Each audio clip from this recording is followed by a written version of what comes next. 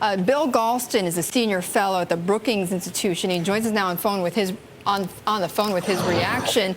And Bill, I mean, the outline overall appears to be about what we've been hearing about in the press. What are your thoughts? I think that's exactly right. You know, as you probably know, the co-chairs released a draft last month, and they've been getting reactions from members of the commission ever since. They've made some minor changes, but nothing that touches the basic outline of the draft released last month. Is this going to work? Is this going to reduce the deficit? If the plan were adopted, it certainly would. The question is, first of all, whether it will get significant support on the commission itself, and second, whether that will catalyze congressional action. Both of those are big question marks. Well, do you think it will?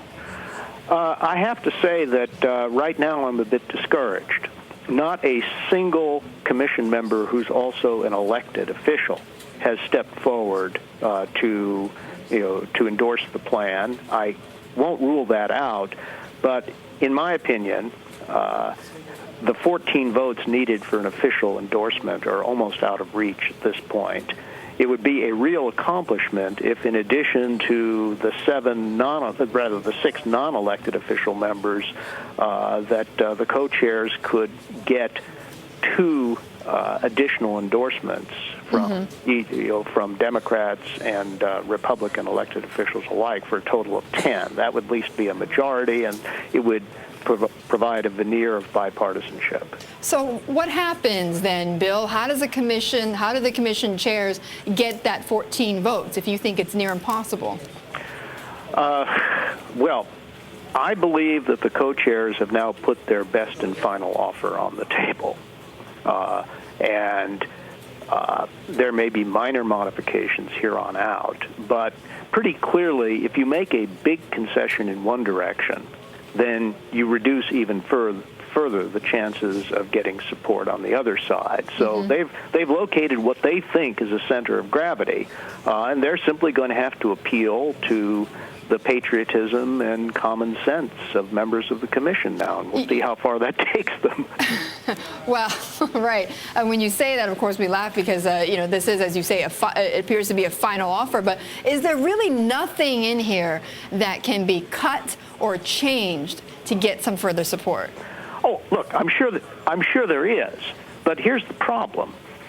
If you establish a serious deficit reduction target, then a concession on one side has to be matched by some equivalent and offsetting deficit reduction. And an equivalent and offsetting deficit reduction will produce new questions, new complications, new objections. And so they're really in a zero-sum game right now. There is no win-win strategy on the table. Every move comes with an associated cost. I agree. It certainly is a bit like playing chess, except you don't know if you're ever really going to win. Bill, then if they don't get the votes on Friday, what happens? Well, I think that that's pretty much the end of the matter as far as the commission is concerned. But votes or no votes, I think the co-chairs have managed to change the conversation in Washington, D.C. And that was perhaps the most that the commission was ever going to achieve anyway.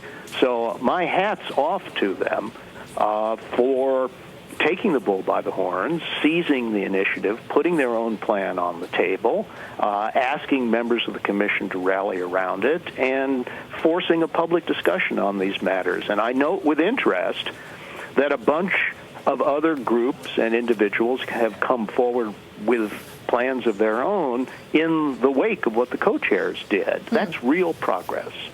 Bill, we're going to have to leave it there, but I appreciate your comment. That was Bill Galston talking about the Fiscal Commission and their proposal.